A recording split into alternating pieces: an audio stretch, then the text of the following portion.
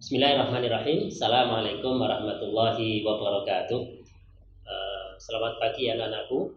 Pada kesempatan pagi hari ini, seperti biasa kita lanjutkan materi pelajaran kita, yaitu pelajaran hadis. Tapi sebelumnya, Ustaz berdoa semoga kita semuanya dalam kondisi sehat walafiat, tidak kekurangan suatu apa, sehingga bisa saling belajar bersama-sama,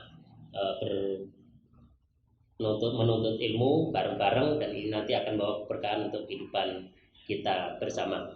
Anak-anakku, pada kesempatan pagi hari ini kita akan menjelaskan terkait dengan materi ukhuwah Islamiyah. Nah, ini ya, ukhuwah Islamiyah, yaitu ukhuwah yang didasarkan kepada Islam. Ukhuwah itu diambil dari kata akhun. Akhun itu kalau di pesantren biasanya manggilnya akhi gitu kan. Nah, ini artinya adalah saudara, saudaraku gitu. Maka ukhuwah itu persaudaraan. Kalau di dalam bahasa Inggris namanya brother gitu ya, brother. Sedangkan Islamiyah yaitu berdasarkan syariat Islam.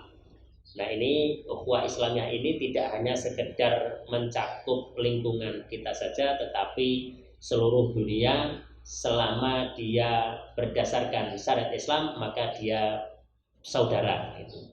Kalau di Indonesia kita lambang negara ada Bhinneka Tunggal Ika gitu, maka kita ada ukhuwah Islamiyah.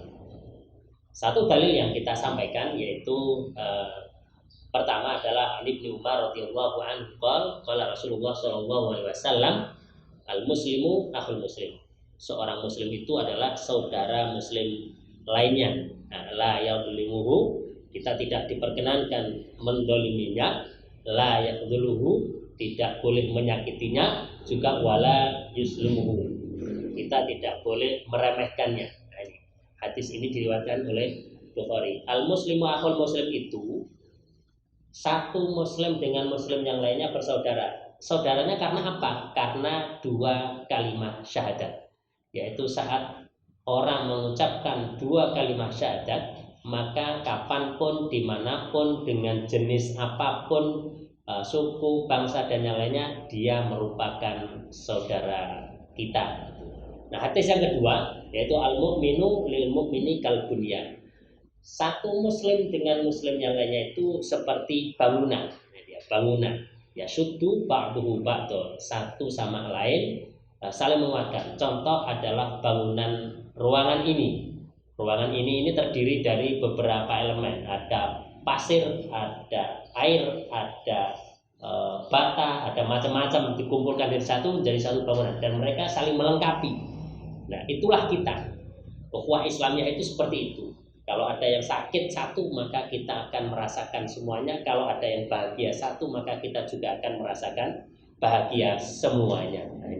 Nah, kita diharapkan bisa seperti itu. Saat ini kalau ada teman-teman saudara-saudara kita yang merasakan kesusahan, contoh kemarin yang ada di Lebanon, maka saat ini juga kita merasakan sakitnya penderitaan mereka. Anak-anakku, selanjutnya bahwa untuk memperkuat ukhuwah ini ada beberapa hal yang harus kita lakukan. Yang pertama adalah dengan cara menutup aib saudara kita. Karena apa? Karena sabda Nabi jelas gitu, man satara musliman satarallahu yaumal qiyamah. Kita ini diminta untuk menutup aib. Jadi aib saudara kita ini bukan untuk diumbar, bukan untuk dibeberkan supaya orang tahu, bahkan apalagi sampai kita bangga mempertontonkan aib orang lain, itu dosa besar. Maka kewajiban kita yang pertama, kita menutupi aib saudara kita. Yang kedua adalah memaafkan saudara seiman. Tentu tak ada gading yang tak retak gitu ya. Jadi setiap manusia itu ada kesalahan, ada kekurangan. Karena kita ini adalah mahalul khata' wan nisyan. Ada tempatnya salah dan ada tempatnya lupa. Maka dari itu sikap seorang muslim satu dengan yang lainnya itu harus saling memaafkan. Yang ketiga adalah meringankan kesulitan sesama muslim. Yaitu dalam hadis yang lain disebutkan bahwa man yassara ala muksirin gitu ya. Barang siapa yang meringankan beban seorang muslim, maka Allah akan meringankan. Yassarallahu fid dunya wal yaumil akhir gitu ya. Dia akan meringankan bebannya di dunia dan satu bebannya besok di akhirat. Yang keempat adalah berbaik sangka kepada sesama muslim. Nah, ini anak-anakku perlu diketahui bahwa untuk berbaik sangka ini hukumnya wajib. Hukumnya wajib bagi kita kepada sesama muslim, tidak boleh kita suudzon. Sedangkan yang suudzon itu wajibnya untuk musuh-musuh Islam. Dalam artian suudzon di sini adalah waspada. Karena ayatnya jelas, antara doangkal Yahudi wal Nasara hatta tatabi amilatahum. Kita hanya waspada saja, tidak sampai bereaksi berlebihan. Tetapi kalau sesama muslim kita wajib berhusnudzon, berbaik sangka. Insya Allah kalau kita memulai semuanya dengan baik sangka itu, kita akan mendapatkan kebaikan pula. Langkah kita akan baik, hasil kita juga akan baik, dan insya Allah berkah dalam hidup kita.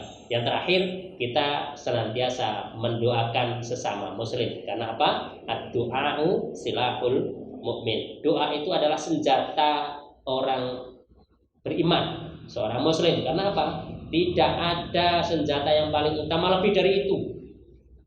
Andai kata kita review kepada zaman Nabi, peperangan mungkin gitu ya, atau yang lainnya, itu semuanya itu hanya berkat doa. Peperangan kita banyak kekurangan persenjataan dan yang lainnya, tapi karena berkat doa kita, munajat kita, kedekatan kita kepada Allah, maka kemenangan kita dapatkan. Begitu juga dengan doa itu, jalinan hati kita akan terpaut gitu ya. Jadi hati kita dengan hati saudara-saudara kita ini akan terpaut, sehingga kita bisa saling mengasihi. Tidak ada perasaan ghil di antara kita karena hati kita terpaut satu sama yang lain. Itu saja anak-anakku yang kita sampaikan pada kesempatan kali ini. Semoga bermanfaat untuk kita semuanya. Sekali lagi, mari kita jalin ukhuwah kita, tidak membedakan ras, suku, bahasa dan yang lainnya, karena Islam tidak memandang itu. Islam memandang adalah yang paling bertakwa di sisi Allah lah yang paling mulia, bukan karena yang lainnya. Subhanakallahumma wa bihamdika asyhadu an la ilaha illa anta astaghfiruka wa atubu ilaik. Assalamualaikum warahmatullahi wabarakatuh.